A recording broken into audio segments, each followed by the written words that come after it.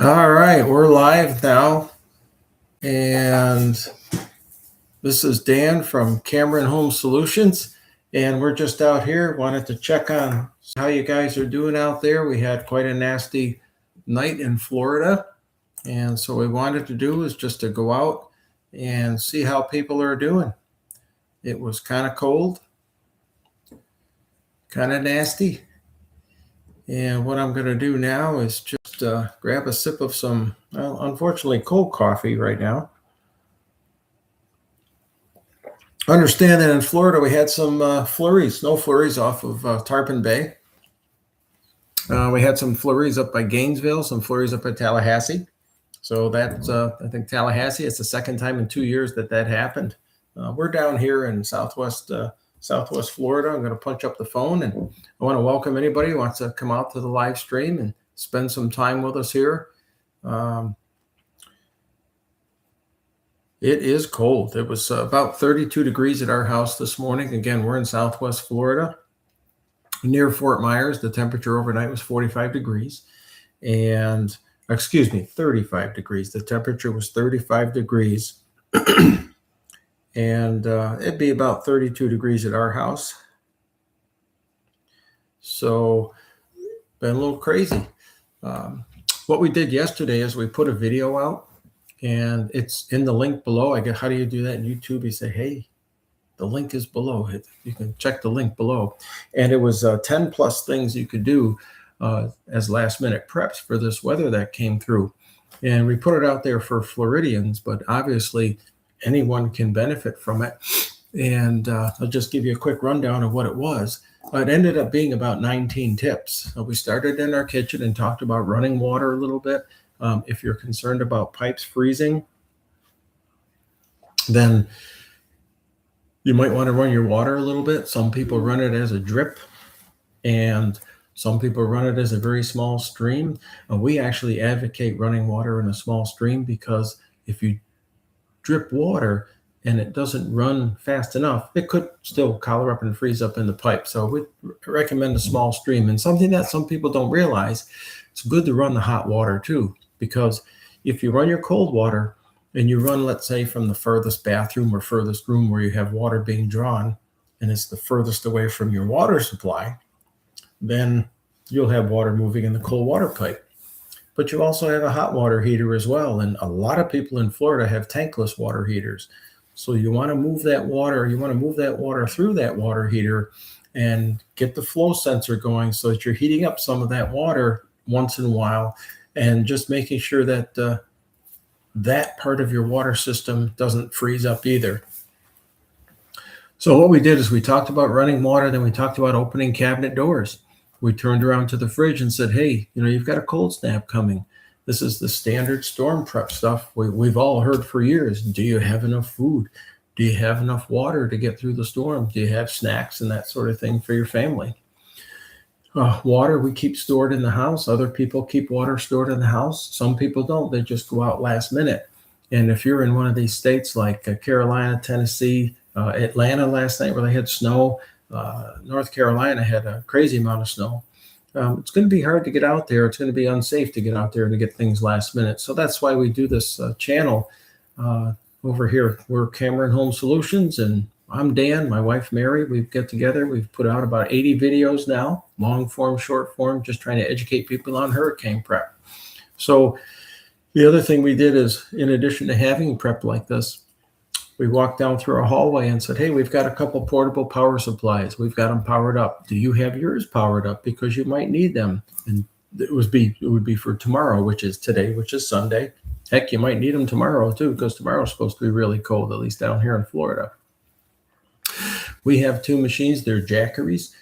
We charged them up, and then we have a third Jackery, a little 100-watt they will use for phone backup, etc. That's all charged up 100%. So we advocate that. Most people in Florida have central air for air conditioning and heating. And we mentioned that, hey, if you've got a filter on your air handler, make sure it's clean. No pet dander, no lint. Change your filters monthly, especially in the cold and the extreme heat. When you're using your air handler and your outside condenser for air conditioning, or in this case, heat, you want as much air as possible to pass over that air handler so you can exchange the hot air being generated by your air handler and condenser. You want that transferred into the room. And if you have a dirty air filter, you're just not going to be able to make that happen. So you want that machine to run as efficiently as possible, and that means getting new filters.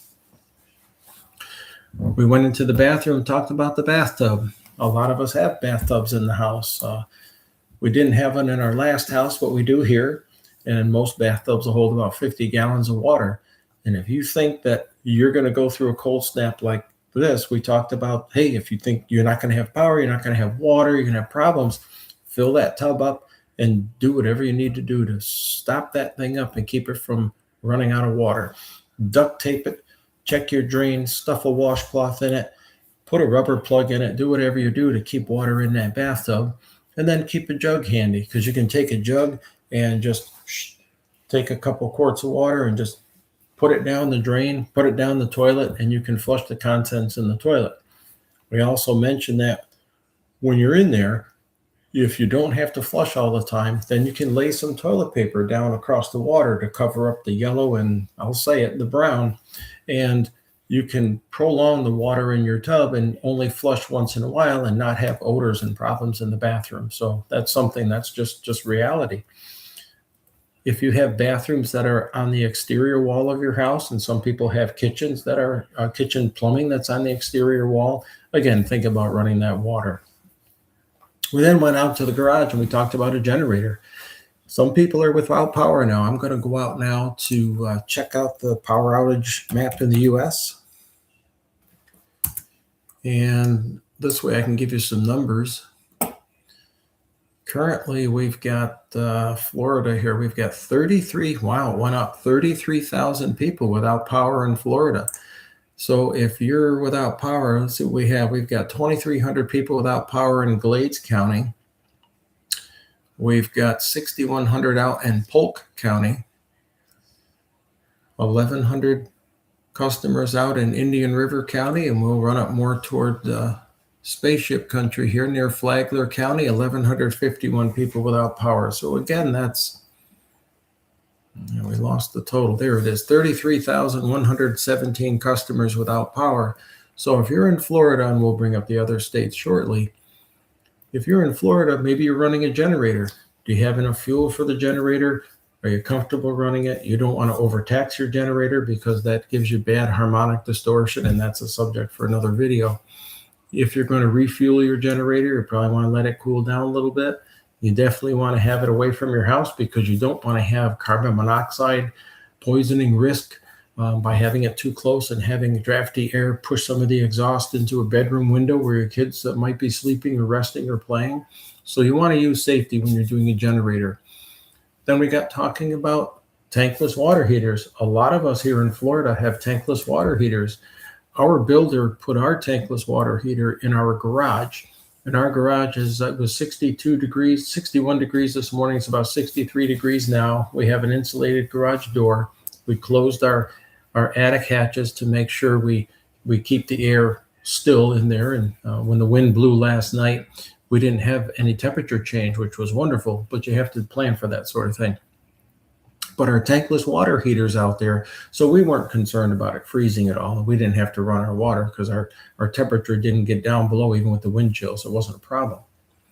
But if you're having an issue and you have a tankless water heater that's outside your house, and let's say you're in Polk County where they have almost 6,200 people without power, and you're not running your water heater overnight and it's outside, attached to the outside of your house, the water lines that feed it and the hot water lines that come out of it could freeze. And the unit itself could freeze and crack. And you're talking about the potential for $3,500 worth of repairs. The best way to do that again is just to crack your hot water. Have the flow sensor kick in so that thing runs. We mentioned in our video last night, which you're welcome to see. Again, it's in the link below, that, hey, if you run your hot water enough to kick on the flow sensor, let the thing run, let it generate hot water. It'll keep that machine safe. It'll keep water flowing through the cold water supply pipe and out through the hot water supply pipe.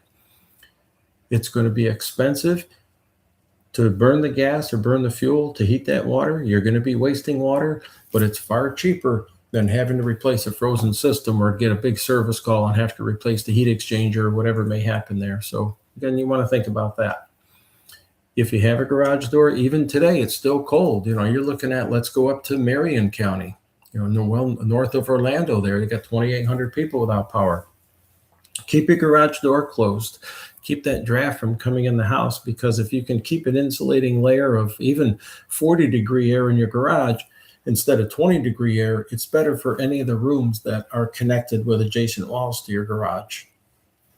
After that, we went outside and we talked about water lines. Hey, pool noodles, pipe insulation. Get a cardboard box and cover your exterior water pipes where your supply comes in. Do whatever you can do to insulate your pipes from the cold if you haven't done so already. If you've got pool piping, it's good to take care of that. If you have moving blankets, drop cloths, whatever you can do to insulate your pipes at this point, it's a great idea. One of the ideas that might be an issue for you is letting water run from a garden spigot outside. You can do that, and that'll keep your outside water pipes from freezing outside the house anyway. But the problem is you're going to make a mess in your yard. If it's really cold, the water will be dripping, but there'll be ice everywhere. It'll be just nasty, and you're better off to let your water run inside where it can go down a drain. And the drains are deep enough where the freeze shouldn't get to them. And again, that's not for everybody's situation. It depends on your personal situation. The next thing we talked about is for those of you who have hurricane protection. If you want to keep cold out of your house, you can put up your hurricane shutters. If you have roll down hurricane shutters like we do, we rolled our shutters down last night, and that provided an insulating layer between the outside, the hurricane shutter, and then the window itself. Now, our windows are impact windows.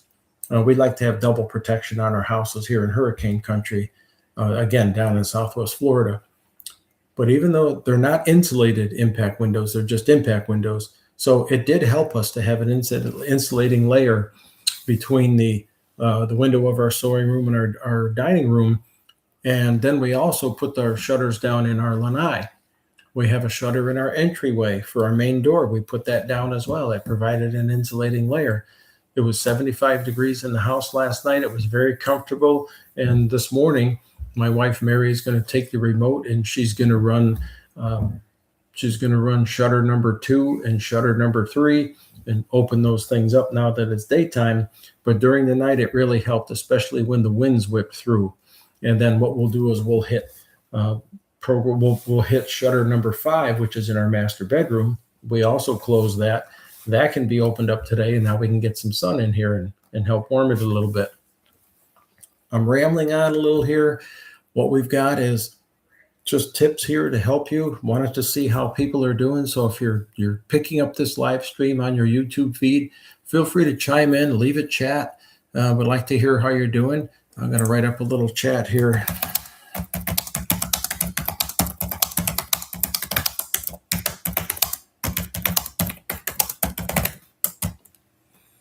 How did you guys make out in the Florida cold last night? Throw that out there, see if we can learn a little bit from people around the state. Getting back to the shutters, hey, we had an insulating space in the garage. We closed our attic doors. We closed our shutters around the house. It was just a smart thing to do for us. We have the stuff. If you have manual shutters, you can use those too. We used to have manual shutters in our other house down in Fort Myers. We're in a new house now, and we're getting older. We said, hey, let's get the electric ones now so we can just push a button rather just go there and go bleep, bleep. And then it'd be a lot easier to deploy the hurricane protection. And in this case, the cold protection. That's what we used it for. But regardless of what you have, if you want to use it and it'll help make your house safer, hey, go for it. It's a good thing to have. The other thing is if you had irrigation, yesterday before that front came through was a good day to check on your irrigation. A lot of our irrigation is, let's see if I get this right in the camera here. Yeah, about 12 to 15 inches below ground, your zones that feed your plants and trees, etc. The main lines coming in hopefully are 2 feet deep and deeper, so that should protect them from the cold. You've got valves outside you have to watch for. So some of you might have had an irrigation contractor, or you might have done it yourself. You might have blown water out of your line, gently putting compressed air into your line to slowly evacuate the water to prevent freeze-ups. In our case, as we showed in the video, we had a couple of irrigation lines that come up that we plumbed in last year, and they allow us to hook a garden spigot directly to our reclaimed water, and that's what we use for irrigation. And that's another way that we can put air into the system to help drain our lines. So we have different things that we can do. Some of you have those capabilities, some of you don't, but hopefully you dealt with your landscape contractor, your irrigation contractor, and hopefully you didn't have any issues. Again, with us, it didn't get cold enough for us to be concerned about that sort of thing, but hopefully none of you had any breaks. I'm going to throw a chat out there about that as well.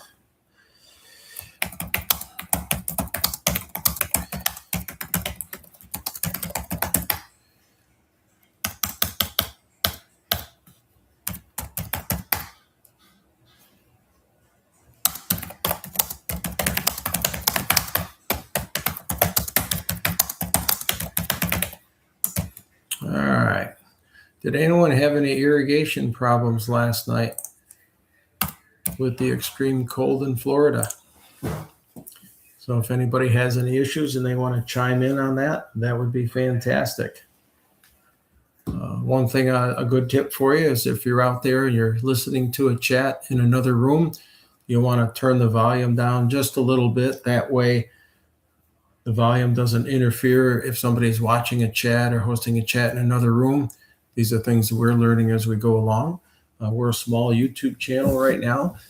We're Cameron Home Solutions, LLC. I'm Dan. I've got my wife, Mary, and we provide hurricane prep information. We share information on DIY projects and some heavy-duty DIY.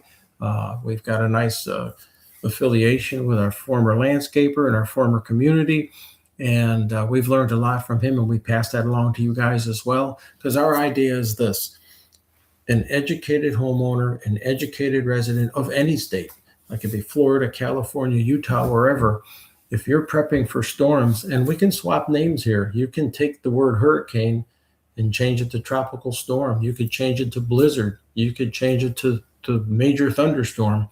Storm prep is storm prep. Having your home, your property, your family, your friends, and your community prepared to handle the vagaries of what life can bring to you is very important. If you have enough food, you've got enough water, if you've got flashlights, if you've got generator capability and the solid understanding of how the machine works and how not to use it, if you can safely clean up storm debris, if you understand rigging and you understand mechanical principles enough to be able to leverage your car, which is like the biggest tool most of us have, but most of us never really utilize in a pulling or storm clearing situation, we put trailer hitches on. We have a little Hyundai Kona and we've got a Ford van. Both of them have trailer hitches on them, and they're class 3 hitches. Now, that doesn't mean we pull monster trailers, et cetera, with them, but we can pull a golf cart, we can pull a disabled vehicle, and we can pull trees and branches off of lots if we needed to, as long as we can get the car there and we have at least 2 wheels on the sidewalk.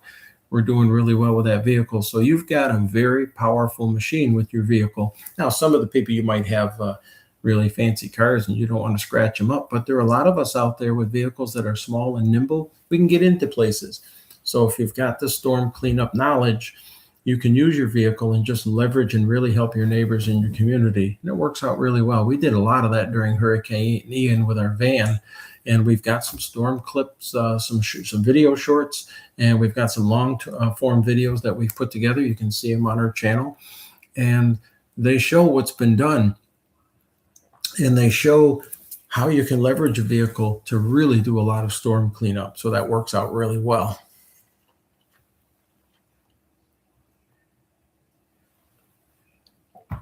We're going to go up now. We spoke to a friend of ours up in North Carolina, and we're just going to pop up to the weather channel and see how they're doing up there. They had about 5 inches of snow last night up near Charlotte, and it's about 9 inches this morning. I understand on I-85 up there was a pileup of 100 cars. Can you imagine that, being on the highway and being in a 100-car pileup? Oh, that's just unimaginable for me. That's crazy. I really hope people have kits in their car. They've got water, blankets, signal devices, a first aid kit, because you just really don't want to be in a bad issue out on the road because you can't always just run your car. Well, there's that too. What if you went out and you had a quarter tank of gas in your car? You didn't worry about it. You figured you'd go out. Hey, I'm going to do Charlotte. I'm going to go out 15 minutes, run down the highway, and pick up some things for the family, and then drive home, and then get involved in a 100 car pileup and realize you don't have enough gas in the car to run it, if you still can run it, to keep yourself warm. Now that becomes a real crisis real fast. So that's why we put this channel together, to help people think about these things before they go out, before the snowstorm hits, before the hurricane comes. Get that mindset of always having gas in your vehicle, always having enough food and supplies, of having a good first aid kit in your vehicle and at home, of knowing how to do things and learning how to do things if you don't. Some people struggle to pay for putting hurricane protections on their house, and yet they drive a $60,000 vehicle. Maybe you could drive a $30,000 vehicle for 5 years and take that extra $30,000 savings. You now free up a lot of money. You can put in hurricane windows or hurricane shutters. You can get yourself a nice generator. There's some different things you can do. Every person's situation is different. Some people might get concerned that we bring up these kinds of tips in this way, but hey, it's all about trade-offs in life. What do you want to do? If you have a vehicle and you enjoy it, you spend a lot of time, that's great.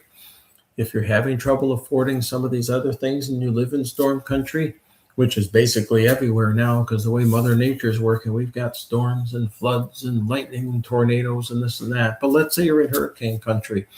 If you're struggling to pay for hurricane protection for your home, you might be able to look at your budget and say, hey, we can cut this or cut that, and boom, free up $10,000 or $20,000 and just make stressful times far less stressful.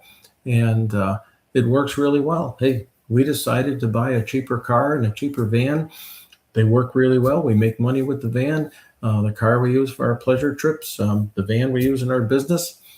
But that freed up money to get a beautiful generator that we use. It freed up money to get some beautiful hurricane protection for the house. So we did what we needed to do to make that happen, and we're just recommending that to you folks as well. So if we've got anybody out here in Southwest Florida, we'd love to hear if you had any issues with the cold. We see that if I go back up to that power map, we do have some power outages. Let's see. In Hillsborough County, there's 1,000 people without power here in Florida. Down in Lee County, there's now 268 people without power. There were only a couple people without power this morning, but that number has gone up. Charlotte County, there's 6 people. Down in Collier County, Naples and Immokalee, there are 20 people without power. And in Miami-Dade County, we got 2,700 people without power. Now, it's pretty interesting in Miami-Dade. There always seems to be some kind of power outage over in that county. I'm not sure what's going on over there, but they're south enough where the cold shouldn't have been a huge issue, but there are some issues with power down there. We have very few outages up by Tallahassee up by in the Panhandles, 114 people out in Bay County. Not bad at all. But it's just in the central, down there in Polk County in central Florida. It's a lot of people without power there. 6,100, and that represents about 1.5% of the 392,000 people registered there. Let's go back. We can look at other states in the Southeast region to see what we've got here. Alabama's got 3,700 people without power. We've got Georgia. It's about 7,100 people without power, mostly in the interior there. We got 1,760 people without power in South Carolina. And then up in North Carolina, unfortunately, there's 8,749 people without power. Now, over in Western Carolina, there's 2,000 people without power in Henderson County. And if we go way over to the East Coast in Dare County, there's only 1,100 people without power. But hey, one person without power is too many. That is for sure. And if you're not having any power at the house, you're probably not able to watch this live stream unless you've got generator powered internet service, and then that's certainly fine. I see we've got 4 people up here on the chat. That's great. We welcome anybody who wants to come in and join us. If you have any comments or any concerns or questions, feel free to shout them out there, put them out to us. We're always learning. We can learn from everybody, and we try to teach and pass on the knowledge that we have. And that's what Mary and I are doing with our YouTube channel. We've been out there a long time doing things in life, and we said, we've always taught people have always taught us. Let's put this in YouTube form and let's try to reach more people. We've been able to help hundreds of people with storm prep, and it's been very satisfying. And now we get a chance to help hundreds more and perhaps thousands. So we wrote a book and we wrote another book, and these help people. We're putting these videos together, and we're just learning a whole lot. And we have a lot of people reaching out and very appreciative of what we're doing. And again, this is because YouTube is a great entertainment platform, but it's also a great place to get educated as well. And a lot of the videos have the disclaimers that, hey, this is entertainment only, because there's liability issues that potentially exist when putting out this kind of information. But let's be real. If you really use your head, you can go in there and say, look, I can learn from this guy. I can learn from this gal. And maybe this channel is more entertaining over here. I might learn a tip or two, and this one will just make me laugh. But if you really want to learn, YouTube and many other platforms on social media can really provide a wonderful, wonderful way to pick up some knowledge, to reinforce concepts, and definitely learn new ones. One of the biggest things we do on our channel is generator education. And we're going to have a series of generator videos coming out. And it's basically how to run them, how to maintain them, ways to operate them. We'll talk about harmonic distortion, clean power and dirty power. I watched the video yesterday about portable power stations. A lot of people may not realize that when you take a portable power station and you plug it in, it's providing clean power to your computer or whatever it is you're running.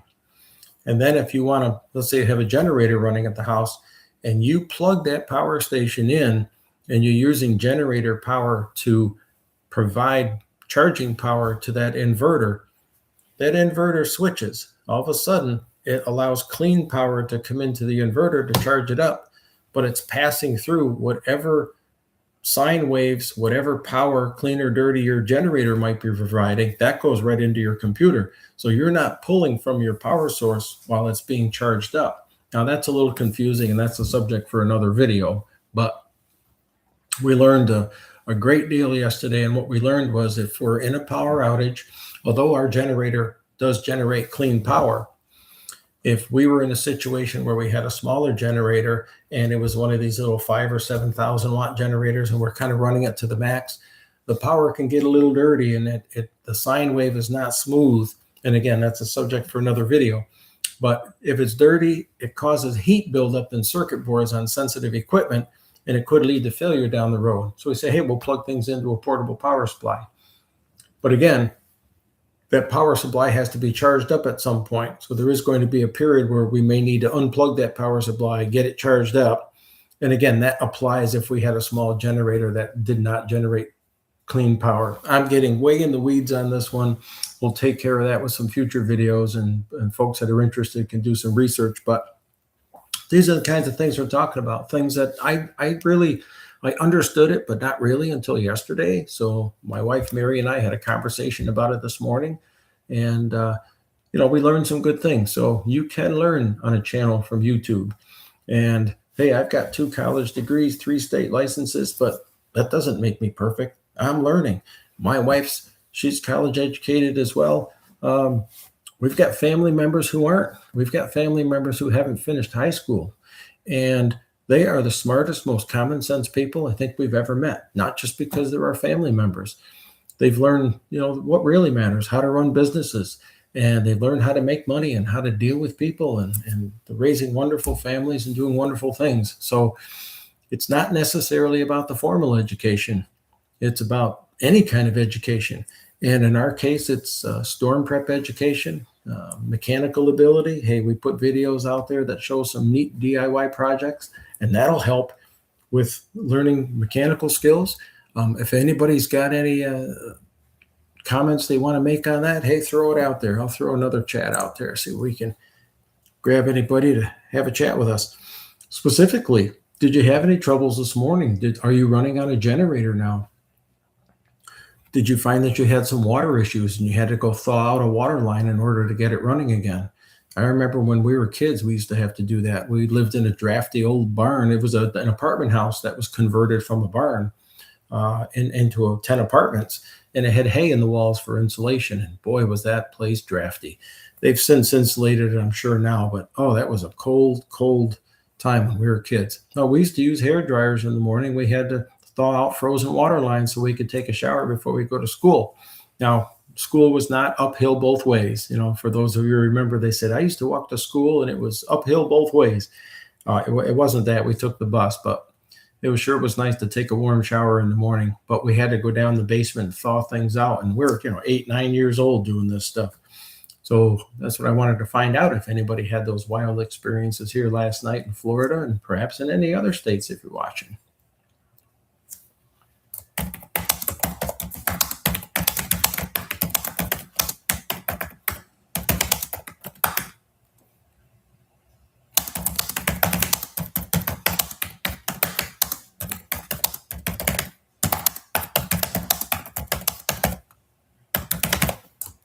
Well, just finish up the typing here a little bit.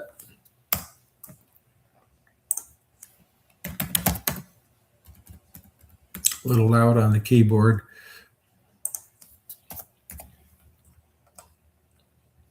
All right. Has anyone had to deal with freezing water in their pipes after last night's cold front went through? That's what we're trying to ask here, see what's going on. If anybody out there is watching, if you have any other subject matter you want me to talk about, you can feel free to send me a text if you know me. If the quality of the video is good or bad, if you got a chat you want to put out here, hey, certainly feel free. Again, this is Dan. We're Cameron Home Solutions, LLC. We operate a small YouTube channel down here, and we're slowly growing and getting the word out about storm prep, hurricane prep, and some great DIY projects that'll make life easier for you and your family. We provide some great education. We're getting some great feedback. Wanted to spend some time this morning. We'll spend a little over a half hour. Additionally, here we've been on a little over a half hour, about 32 and a half minutes. But we want to put things out there and put the education out there, and also be a sounding board. If you have some concerns or questions, hey, maybe we can make a video on something that you suggest, and then we can further help you and help us get the word out to other people, because it's all about community and helping others. We enjoy this sort of thing. We've been doing this. We've had a YouTube channel for, let's say 14 years, or no, since 2014. So that would be 12 years. And we only started working with it last summer. So we got about 80 videos out there, and there's some great content, judging by the feedback from people. And we're going to continue doing it, because it's just, hey, if you help one person, then it's worth it. It's doing well.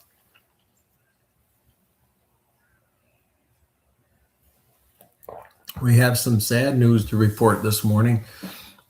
I went out and we had a technical issue with an earlier live chat that we were setting up. I was working on that this morning, and came back out here because, again, that didn't work out and they didn't get out to the people as intended. Hey, these things happen with technology. But Mary said her coffee pot died. We have two separate 4 and 5 cup coffee pots here in the house, and she's had one that, well, gosh, we've been together almost 30 years, and she had that coffee pot since before we met. And I took it apart, couldn't fix the thing. I wouldn't be able to get parts for this thing, but she's had that coffee maker over 30 years, and it sadly died this morning. And I went out to grab some coffee out of my pot, and it turned out she had coffee from her pot over there, and she wasn't able to use her coffee maker anymore. So we got another one on the way. It'll be here for her tomorrow. The wonders of shipping. She drinks regular coffee with caffeine. She likes it black. I drink decaf coffee. I'd put some milk or cream in it. And I'm under orders from my wife. He said, you got too much energy now. You don't need to be drinking anything with caffeine in it. So thank you, Mary. I appreciate that.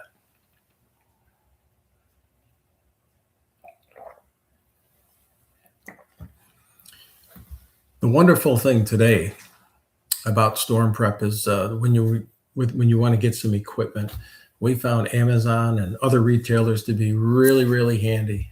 Things like Tractor Supply Company, Menards, Home Depot, Lowe's, a lot of these stores very handy.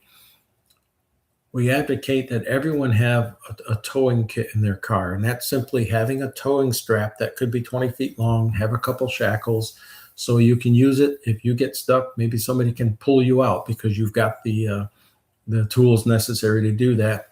Or perhaps you can help somebody else, maybe pull them out, or if you're trying to bug out somewhere, you can hook onto a tree branch and pull it out of the way, or do this or do that. We always advocate having a first aid kit in your vehicle. We advocate having, if you're going to do traveling like what happened there on was it I-85 up in North Carolina, have that food, have that water, and definitely keep your gas tank full. We're at the point now where Mary and I joke with each other. We say, oh my gosh, we're in crisis. The vehicle is dangerously close to being 3/4 full of gas. So I've got to get to the gas station. And it actually works out well, because when you're at the gas station, you're pumping in 49 gallons of gas in your vehicle. It takes a while, and it frustrates other people. We go in and out. We get 5 or 6 gallons of fuel, and we're done. So for us, it's actually easy, but it depends on your commute, depends on what you're doing. Usually we have the opportunity to be traveling a few times a week where we can just zip into our favorite gas station and gas up and go. But the idea is we're prepared so that if something were to happen, let's say we had to shut down this chat because there was a chemical tanker accident and we've been called to evacuate, we've got enough fuel, we've got stuff that we can make a kit up and put it in our vehicle and head out of here to be safe. And that's what we advocate for all of you, just to do that sort of thing as well. So in this weather, again, please keep some sort of kit in the car. If you're in northern Florida, Georgia, Arkansas, maybe you need some sand in the vehicle. You can't always just keep water in the vehicle because you don't want it to freeze, but take some fresh water with you, when you're a couple water bottles or something. If you're going somewhere, you can do it that way. Have a little bit of food if you think you're going to get stranded, but definitely take care of your vehicle. If you take care of your vehicle will take care of you. Now is not the time, in winter especially, or in hurricane season in the summer, or fire country, wildfire season. You want your vehicle fueled up. You want to have a kit. You want to have that prepper mindset out there. And I'm not talking about the end of the world prepping. I'm talking about prepping for just common sense, for storms, for accidents, for calamities, things that can happen because, at any point in any day in this country, in the United States and Canada and elsewhere, there's a fire somewhere. A gas tanker blows up and burns out a bridge and screws up access for people somewhere else. A wildfire shows up in California. You might get flooding in Nevada. There's all different kinds of things that can happen. And we just advocate being ready and not being paranoid. There's a difference between being paranoid and being calmly prepared. And just like we're trying to project with the stuff we do in this channel, we try to be just calm, cool, and professional. And for those that know me, it's not always easy for me to do. And my wife will be the one to attest to that. But we find that a lot of calmness comes from having the knowledge, the ability, and the confidence with preparedness. We know we can handle situations. We've been through situations, and we made sure we learned from them so that we could be better for our family and to help us all the way through.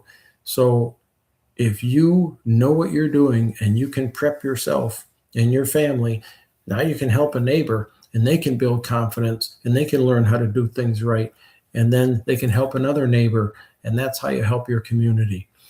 One of the hardest things in these storms is when you have an emergency situation, fire, flood, this or that, and you've got a bunch of people who are clueless. They don't have supplies.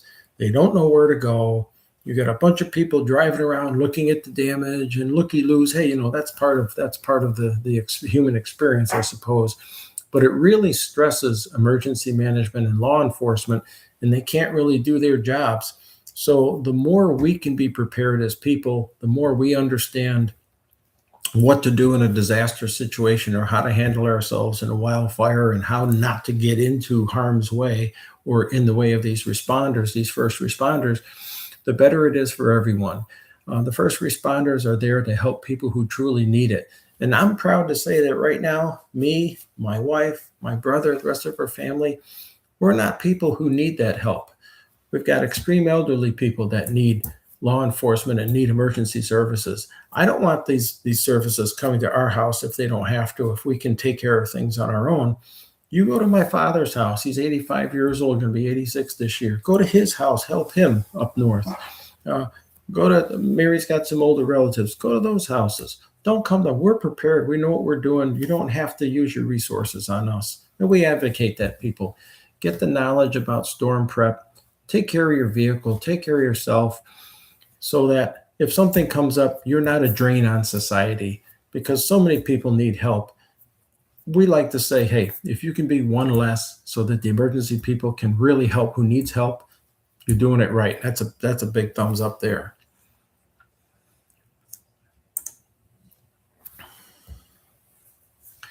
We're going to go back out to the news up here. We're just going to check. We've got a bomb cyclone and a northeaster that's brewing off the coast here. It's off the Carolina coast. I just want to give a little check there to see what's going on. When we lived up north, we had to deal with nor'easters. And my brother being up in Connecticut right now, again, along the coast, he's got stuff he has to deal with. And yeah, that looks like quite a storm. Powerful nor'easter coming, according to the Weather Channel. A strong bomb cyclone is moving up the East Coast, bringing snow, high winds, and bitter cold. It sounds like the same thing every winter, although these past few years, boy, the weather sure has gotten a little wonky. It's been crazy.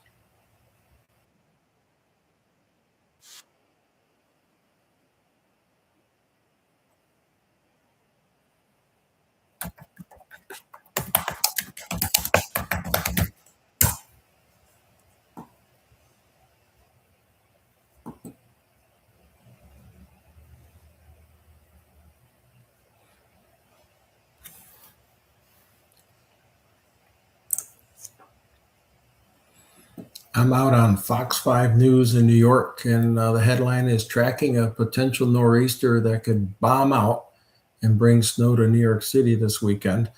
This was, of course, was published on the 28th. You know, sometimes you go to look for live news feeds and it doesn't always happen. So let's see if we can get something a little more right straight to the point here.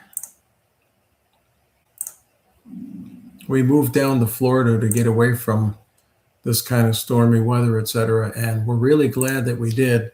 And it's just amazing how much snow and cold has been up in the Northeast where we used to live. It's just amazing. We're up going to go to WFSB TV, which is the main news station and weather station up in Hartford, Connecticut. They call it First Alert Weather. I was a kid watching these folks in the station. We used to have a weatherman by the name of Hilton Catterley. Some of you might remember Hilton Catterley. He did a great job forecasting the weather.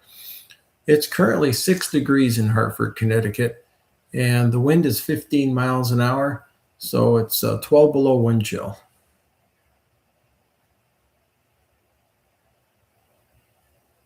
They have a low chance of precipitation over the next couple of days, which is good. We'll see what happens as things move along as we look at the larger map. Well, we'll come back down here to Florida. Our weather's certainly a little better, although you might argue it's not great if you've got 20-degree weather outside your house and you're in Central Florida.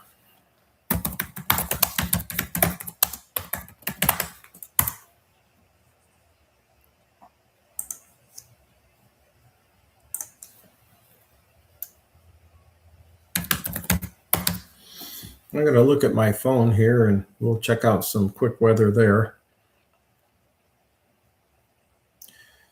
It's currently 36 degrees in Fort Myers, which would make it probably about 34, 37. It's at 35 degrees in our region.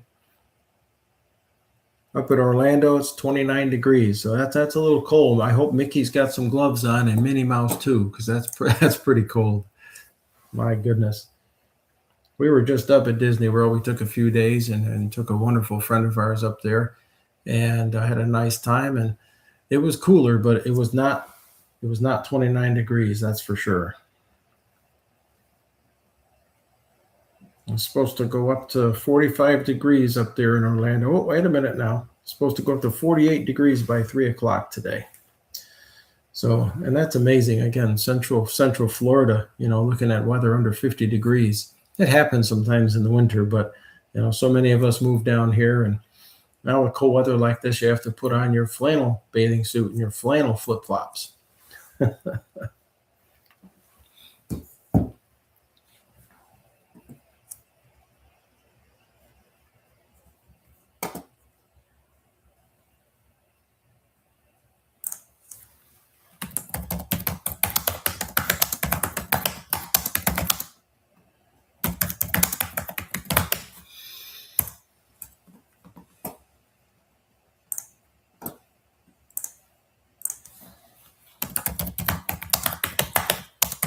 We talked about tankless water heaters and cold weather here a little while ago in the live chat, and wondered if anybody's had any issues. Again, we have a tankless water heater. The builder put it in our garage, but a lot of people actually have them outside. And when the weather gets cold, you can have problems with them. So that's pretty interesting thing to have. They're really great. That's hot water on demand. But if you've got your hot water heater located outside in 20-degree weather, that is demanding, all right, on that poor unit. Having to pull that cold water in and then bring it up to temp and deliver it in the house in an efficient fashion. And if you just let it sit without running the thing, it's possible the unit could freeze up. And if it freezes up, you could take the heat exchanger and you could develop a crack in it, and you're talking all kinds of problems. If you've ever seen the inside of a tankless water heater, they've got a lot of sensors. There's a lot of technology in there, and you certainly don't want water leaking all around the circuit boards and that sort of thing. And again, if anybody's had any issues, I'll put another chat out there.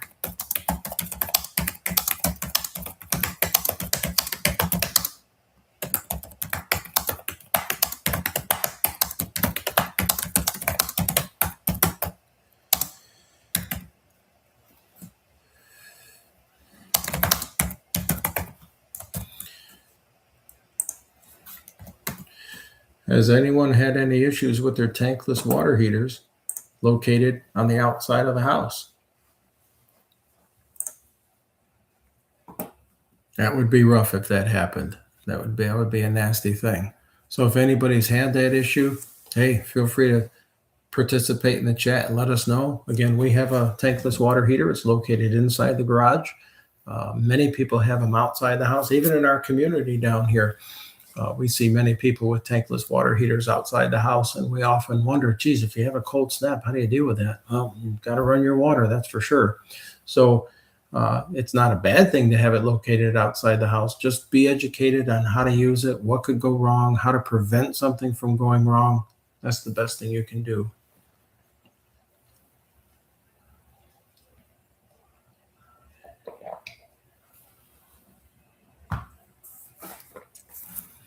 Mary, I've got to thank you for the coffee. It's very delicious.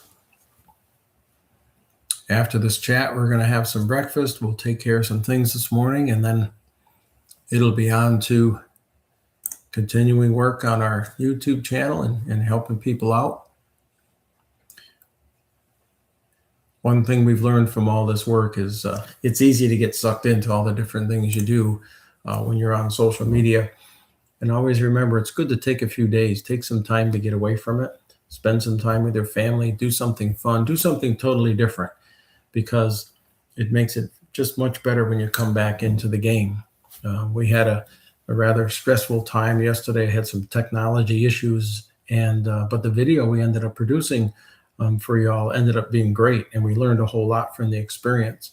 So today's a good day where we're just going to lay back, rest, and we've got other things we need to do, take our mind off it. When we get back into it later this week, we'll have a fresh mind and we'll be more productive. And remember, if anybody's doing this sort of thing, and there are so many weather watchers out there, there are YouTubers, there are storm chasers, there are so many people that help teach other people and share information, but you have to have fun with it.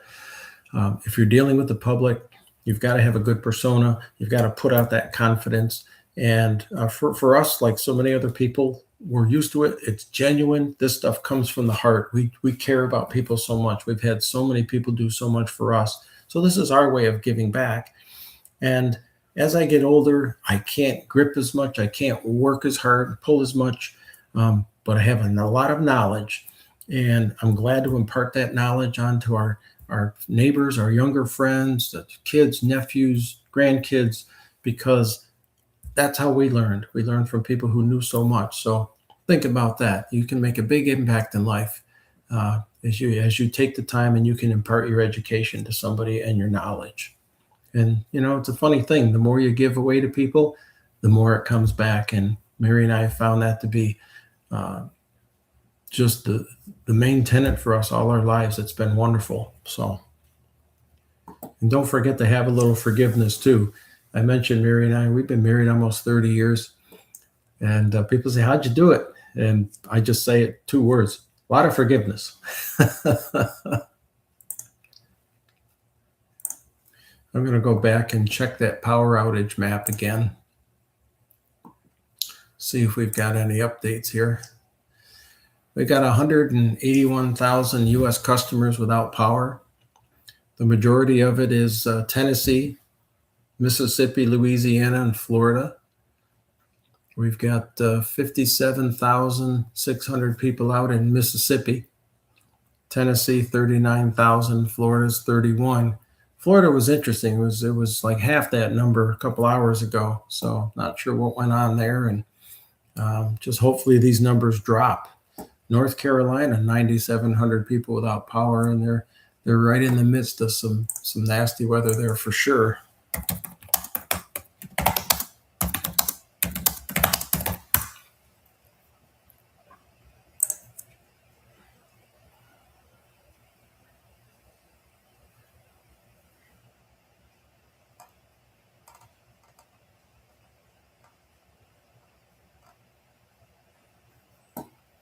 I'm looking at some short-range NOAA weather maps, some short-range forecast maps, and I wanted to look at something for our area here.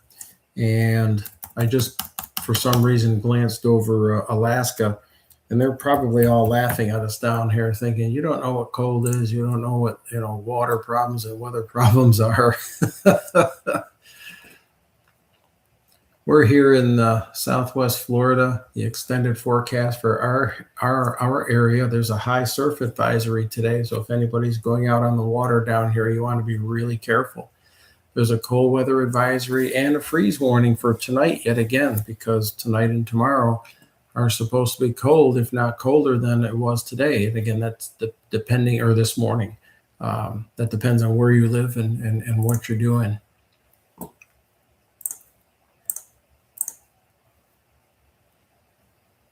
It's supposed to get near 50 degrees in Southwest Florida where we're at. And early in the morning, the wind chill values, I said they were down 27. I think they were colder than that, but in some areas. Northwest wind coming in for the northwest, 10 to 14 miles an hour with 23 mile an hour gusts. Yeah, that's try to go out there and ride a bicycle this morning. It'd be a little rough. Tonight it's supposed to be about 31 degrees for us with a 5 to 8 mile an hour wind. And then after that, things start getting better. Here, Wednesday, it's going to be sunny, near 70 degrees. Back to the regular flip-flops again. We hope people haven't had huge issues with the cold.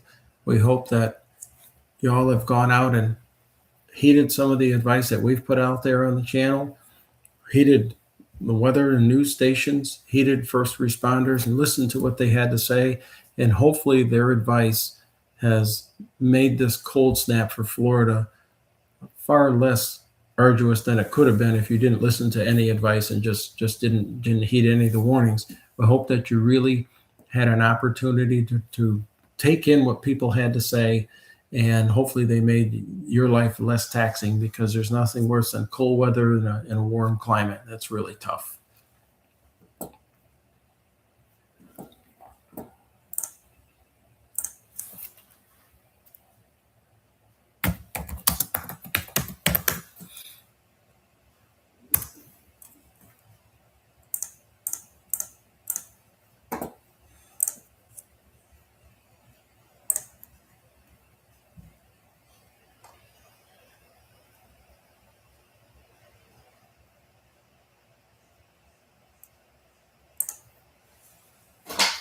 I went out to CNN News here just for a few minutes. They've got a picture of stuck cars, people having a snowball fight out there while waiting for the road to be cleared up. That's kind of funny.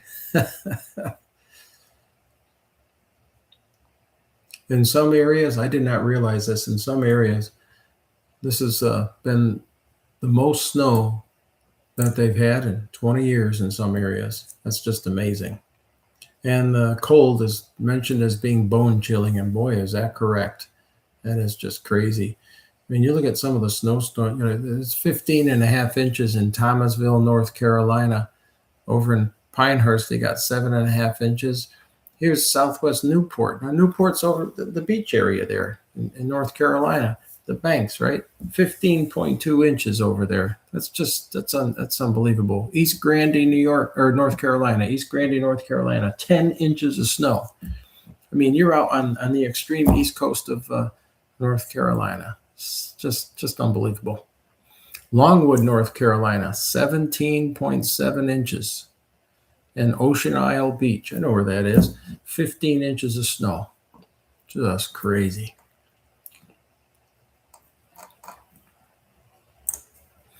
Again, if anybody has anything they want to share with anybody, feel free to chime in. We've got about 5 minutes left here. We'll be out here on the chat. Want to appreciate anybody who has come by and stayed to listen for a little bit. This will be a live chat and it'll end. Then YouTube is going to process it. And you can feel free to bounce through it just like a regular video once it's processed. Some of these chats on any of these channels can be a little boring as you go through them, but once in a while you might get a good snippet of information that you could dig into. We invite you to look into our channel more and more. We've got, like I said, we got about 80 videos out there, short form and long form. Our main thrust is hurricane prep and storm preparedness. And we also put out some heavy duty DIY ideas. We talk about rigging. We talk about all kinds of neat things. And we do some home improvement projects that are rather interesting. We hope that people learn from all this stuff and can apply some of these tips, tricks, and techniques to their situation to make lives better for themselves, for your families, and for your community. That's what we're all about. If you have any favorite people that you like to watch, feel free to share it with us. We'd be happy to help spread the word. We watched a few storm chasers. We don't necessarily watch that sort of thing when weather's going on, but there's some people out there. They've been absolutely fantastic. Max Velocity is one of them. This guy's got a degree in meteorology, and when severe weather comes out, he and his team get out there and they really impart some great information. And they do a darn good job of doing that. So it's just amazing what social media can bring to the world. There are some challenges and problems with it as well, just like with anything. But we certainly work to stay on the positive side of things, which is not hard to do because, hey, we're positive people. But you can learn so much out here in the platform. So we appreciate your stopping by. We appreciate your looking and listening and kicking the tires on what we have to offer here at our channel. And we certainly appreciate all those other YouTube and social media creators that have helped us because, boy, it's just so much easier in today's day and age to do a search and learn how to do things, how to fix things, how to acquire things. Couldn't do that when I was a kid. Geez, we didn't have the internet until the late 90s, and didn't even have cell phones before that. So when the younger people are here listening, say, how did you do that? How did you make it? Well, we did. But definitely embrace technology. We've got AI coming out, and we're learning a whole lot about that.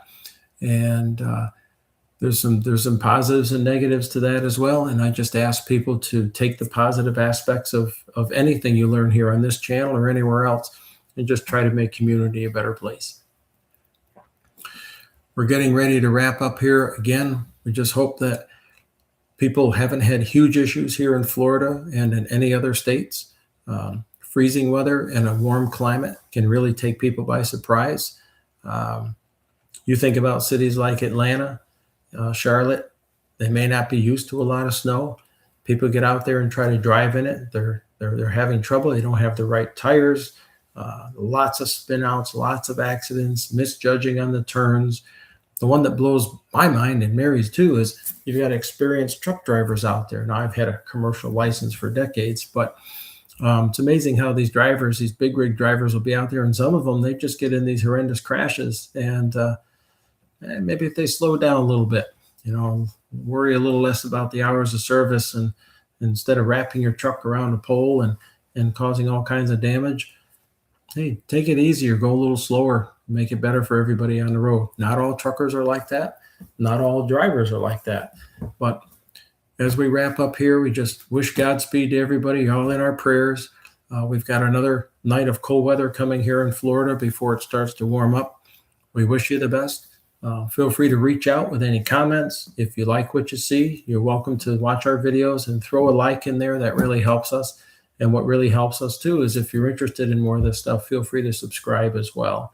And definitely share this stuff with others. If you find concepts or things that you might like, hey, maybe others might like them too.